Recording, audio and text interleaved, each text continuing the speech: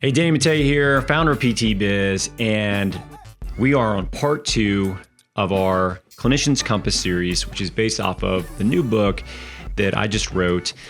And today we're talking about the Autopilot Practice. So for many of you, this practice model in particular is going to be a pretty good fit. So in the Clinicians Compass, I talk about 3 different types of practices. Think of this as 3 different races, right? You show up at a start line and you say to yourself, okay, I either want to run a 5K, a half marathon, or a marathon. Depends on your training, depends on your goals, depends on many things, right? But not only do you decide on the race and the challenge of the race, but you get to decide how you get there and what the finish line looks like for you. And that's the importance of thinking about what you want from your business before you get into business. And I can tell you for sure I did not do this. No one talked to me about what do you want the business to support? What do you want your life to look like? It was just like, I need to make money. Like, I got 2 kids under the age of 2. I just left a stable salary with great benefits. And now I need to make some money because I need to replace that. I wasn't thinking about what life I was trying to support. So, but if you can think about these things before you get going, you're going to have a much easier time getting where you're trying to go and not maybe going and running the wrong race and then turn around having to go back and backtrack and then end up going the right direction, which is what so many people do. So when we look at number 1, the first type, which we just went over, go back and watch that or listen to that. That's about the lifestyle practice, right? A lifestyle practice or a lifestyle clinic is typically small. It's just you usually. And it's going to be higher net profit, but lower total amount of revenue. You're going to keep more of it, but there's going to be less of it that you make, but you have a lot of control over who you're working with, how you're working with them, and you really want to stay heavily involved in patient care. So when we go to the second option, it's an autopilot practice. Now, the reason that an autopilot practice is so appealing to so many clinicians, and I would say, as we poll people within our PT Biz Mastermind, which, by the way, this book is an internal resource I wrote for them. And we had such great feedback from it that we decided that we would actually share this with people outside of our mastermind group. And overwhelmingly, the option of these 3, lifestyle practice, home run practice, which would be the last one, autopilot, which is kind of in the middle, the one that most people resonate the most with is this one, the autopilot practice. And we'll get into the home run practice in the next part of this series. But the autopilot practice resonates with people, I think, because it is all about the creation of time freedom.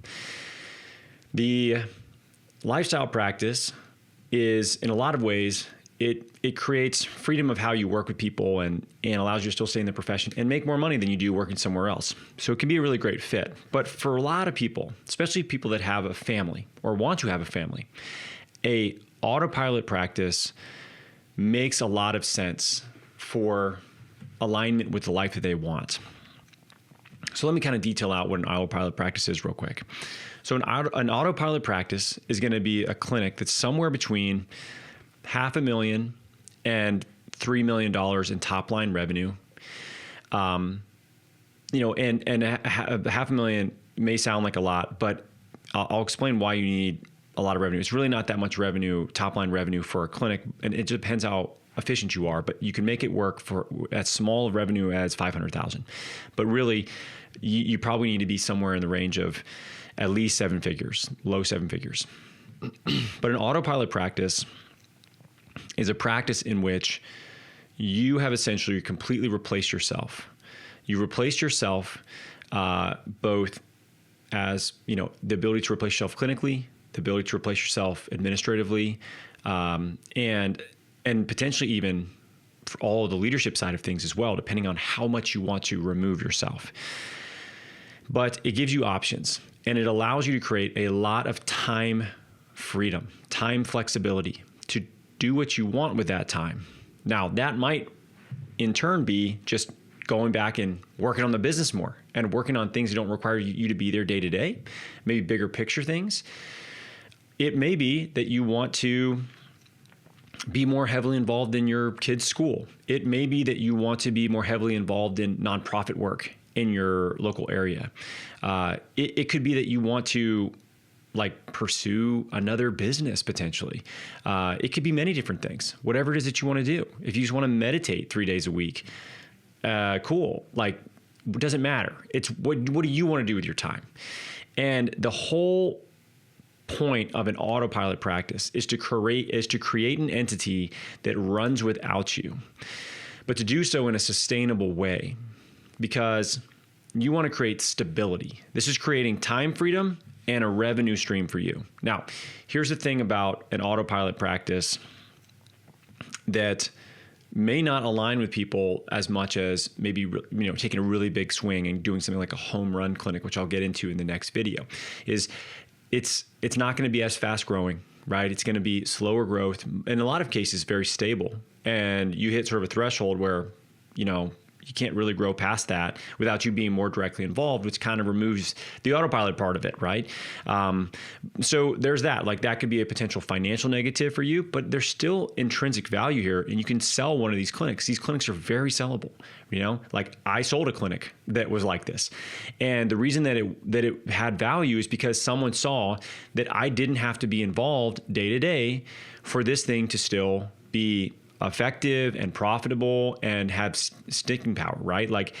That clinic that we sold still exists today, right? It just had its 11th year anniversary of being in business, and it's continuing to grow with the new owner that we sold it to. That is a very valuable thing, right? And that's something that you can sell for a significant amount of money, which you cannot do with a lifestyle business because you've essentially created a job. So when we look at the appeal of an autopilot practice, it's this. It's that you can create a stable income stream for yourself. You can remove yourself as much or as little as you want. So keep in mind, it gives you options. You can say, you know what? I'm fully removed. I'm going to go live in Ireland. Okay, cool. I bring an operator in and I just collect a check for being the owner every single month. You could take it as far as that. You could also say, okay, I've removed myself, but you know what I really like to do? I really like to treat patients. So I don't want to run the business per se. I have an operator I've brought in, this person that's maybe like an operational element to the business, and a clinic director. And guess what? Now I'm back to treating patients again, because that's what I love to do. And that's what I'm going to use my time on. And you can do that if that's what you like. It's up to you. You make decisions on that, but yet you still have this business that, if you decided not to do that, has a lot of value, still generates income for you and your family, and it creates a lot of security in a lot of ways for the financial position of you and your family, because you have an entity that has value you could sell. You have something that is, in most cases, very passively generating income for you and your family, and it gives you options as to what you want to do with your time. Okay, for whatever it is that you want to use that for. I see a lot of people that set up practices like this. They do one of two things. They either really double down sort of on family time, involvement in the community, things like that, or a lot of people end up just starting another business because they kind of like that. They like the building part, and then once they sort of get it established, they go and do something else. This is what happened with me, right? I built a business. I made it to the point where I didn't even need to really be involved on a day-to-day basis. And it had a lot of value, something that other people saw value in, were able to sell it. And I could focus, on helping other clinicians do something similar, which is how PT Biz was born, really, right? It was through my ability to create time freedom for myself and then reapply that time into something else, which I'm fascinated with, which is businesses, right? So not everybody's like that though. So it depends what, what you're interested in. But when we look at these businesses, there's a few things that are big hurdles, big roadblocks for people that are trying to build these. So number one, you have to look at your business as an entity that you need to reinvest in. You can't look at it as just taking all the income out of the business, because as you're growing the business, you have to reinvest into a space, into people, and technology, and probably vendors as well, right? And vendors would be people you're outsourcing work to that are doing that work for the clinic, but they're not an employee, right? So you can think of it like a marketing agency. So if you want somebody to run ads for you, you don't want to be the one doing it. You don't have in-house marketing director. you don't have the size for that, then you have to leverage vendors. Same thing with like your CPA. You may have an in-house accountant or bookkeeper, so you might leverage a outsourced bookkeeper and accountant that are fractionalized to your business as your vendors. So you're going to have to get efficient with using these other pieces of the business that maybe aren't all in-house to keep the business efficient. So you have to become a good business owner for this to happen. The other thing is you have to be really good at building systems that you can step away from and people that are going to independently lead and run the business even when you're not around, right? This is the culture that you set. This is the systems you put in place. This is how you track things. This is how people know if they're doing the right thing or not, right? And the way in which they get feedback and the way in which they're led. Like that is a very difficult thing to do, especially whenever you take a step back. And the way you have to do that is to empower the people in your business to be able to make decisions based on the core values that you have and the way in which you've established what you want your business to stand for, right? Like the core values are basically the way people act when you're not around. And that means that comes from the top down with how you act as an individual, right? So as you move yourself more and more away from the day-to-day of the business, you can't do it too fast because you'll basically ruin the ability for you to step back. Like you need to build people up over time and then slowly remove yourself. Doing it quickly, I've seen work out very poorly in most cases for businesses that have done that. But if you do it right, it allows people to move into more leadership roles. It allows people to feel like a lot of ownership over what they're doing within the clinic, and to even make day-to-day decisions for you. Now, the negative of this is because you remove yourself more and more from the business, a couple things can happen.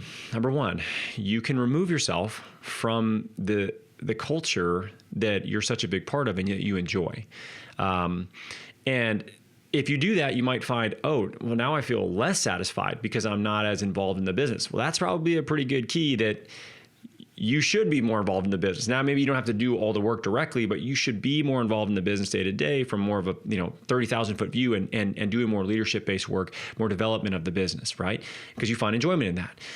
The other thing is your profit margins, the net margins, which is how much money you're keeping of each dollar that the business generates, are significantly lower in an autopilot practice than in a lifestyle practice. Now, would you rather keep 25% of $1 million generated, or would you rather keep 75% of $200,000 generated, right? Like there's a delta difference there where you're still making more money, but you might make less for a period of time as you're building the business up to a stage where you have enough revenue to be able to remove yourself because you're replacing yourself with other people and technology, which is obviously has a cost associated with it. So, there is a trade-off there. You have lower net revenue than if you're obviously doing everything yourself, but you have far more time flexibility. And that's the trade-off that people have to decide if it's worth it for them. For me, I'll tell you, my time is far more valuable than dollars right now. There's definitely been times in my life where I just needed money.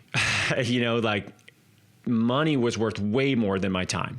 And everybody goes through that, right? As you're building your business, and if you put yourself in a position where you're saving money and you're building wealth and security, then obviously time starts to become more valuable to you. But if you think of the end in mind, like my ability to coach my kids' teams, to take my daughter to school every day, to be able to go and do things with them during the day, the ability, if I want to, go and meet up with some friends, to do something during the week, or do something with Ashley, with my wife during the day, and just like an impromptu lunch date maybe or something like that. Like that's so valuable to me. And it's something I definitely didn't have whenever I was seeing all these patients myself in a clinic and what would be considered more of like a lifestyle practice. So the autopilot practice for a lot of people has so much value because they want that time flexibility, and maybe they see where their life is going and they know that it's going to be even more valuable to them as they hit different stages of their life.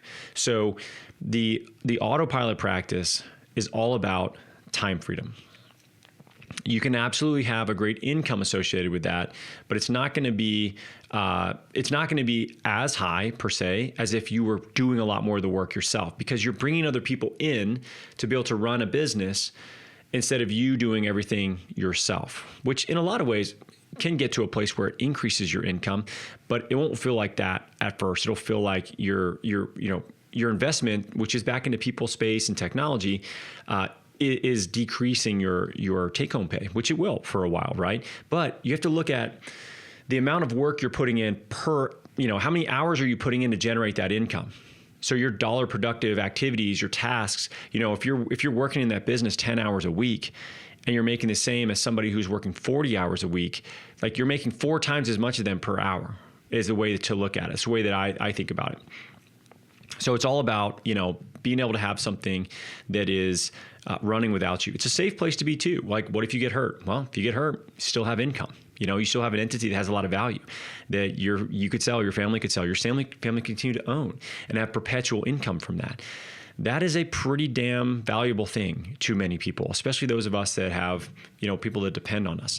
So that's why this is such a valuable, type of business model that a lot of people see as the right path for them. The last thing is these are sellable. So when we talk about the idea of enterprise value or the ability to sell a business, this is something that to me, whenever I first heard about this concept, it was kind of strange. Like, I'd never met anybody that had sold a business. People sell houses. That's about the only thing I could equate this to.